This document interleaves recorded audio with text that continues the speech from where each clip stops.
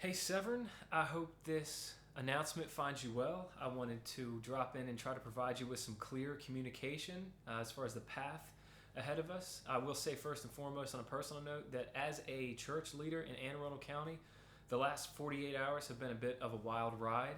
And the reason I say that is because Governor Hogan made the announcement that religious facilities can reopen, albeit with a number of restrictions in the fine print.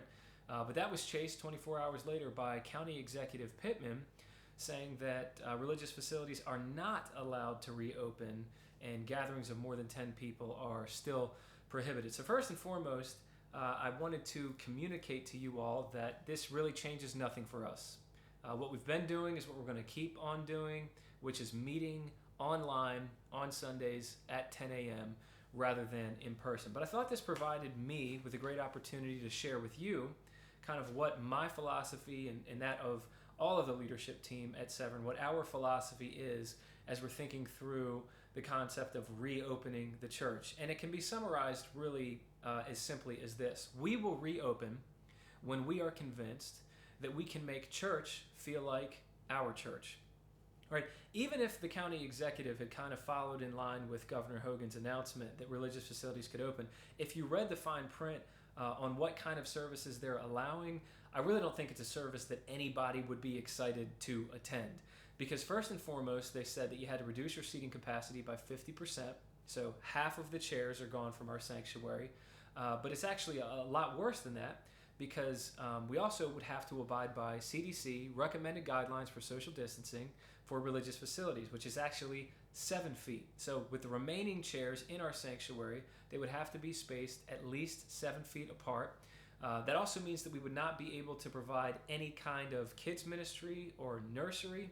We would be asked to wear masks, to take people's temperatures at the door, and they're saying that congregations should not sing as a congregation because that's one of the main ways that COVID can spread. So when you think through the details of the kind of service that we could have, about 50 people in the sanctuary, we're turning people away at the door every week. We can't sing, we can't go anywhere near each other, and there's no kids ministry. Even if you're already a part of Severn, I don't think that you'd be real excited about coming back to that service, but certainly if you were a first-time visitor to a service like that, I don't think we'd ever see you again. So our philosophy really is, and my philosophy personally is, that we'll reopen when we can make sure that worship feels like our worship, the kids ministry feels like our kids ministry, and overall that Severn feels like our church again. Simply put, we would just rather not do it than be forced to do it in a way that we feel is not right. So all that being said, one thing that we are confident of is that the government is going to reopen things in a way that's consistent with the way that they close things down. So we're convinced that they're going to open things back up in stages or in waves. And as a leadership team, we've already been thinking through and planning through our response to these different stages of reopening the state and what opportunities they're going to provide for us and how to take advantage of those opportunities. And so in the weeks and months ahead, as the government says that it's legal and we're convinced it's safe, you can expect to hear things about physical watch parties in people's homes on Sunday mornings.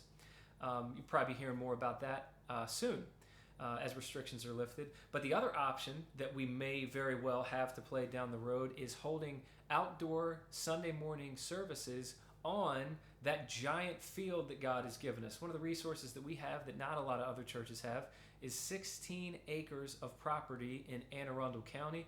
And again, provided the government allows us to use that and it's actually safe to do so, I think there's a high likelihood that we're going to be able to have outdoor services in the summer at some kind of regularity and some kind of consistency. So really the main thing that I wanted to communicate in this announcement is first and foremost that we're going to continue to meet online for the time being, but as restrictions are lifted and we start opening back up, we're going to be creative, we're going to be innovative, and we're going to walk by faith, taking advantage of different opportunities that this situation provides us, and ultimately so that we can see lives transformed by Jesus. So the thing that I wanted to leave you with, though, and I really hope this encourages you, is this. We're not ever going to reopen our church. And the reason I say that is because our church never closed. Our church building closed. But what has been totally crystal clear to me is that in closing our church building doors, our reach has expanded in ways that I never thought possible. And I'll share with you, because it's encouraging to me and I hope it's encouraging to you, that every single Sunday our digital services are going out as far as Palo Alto, California. They're going down to Florida, and they're going up to Canada. And those are just the places that we know of.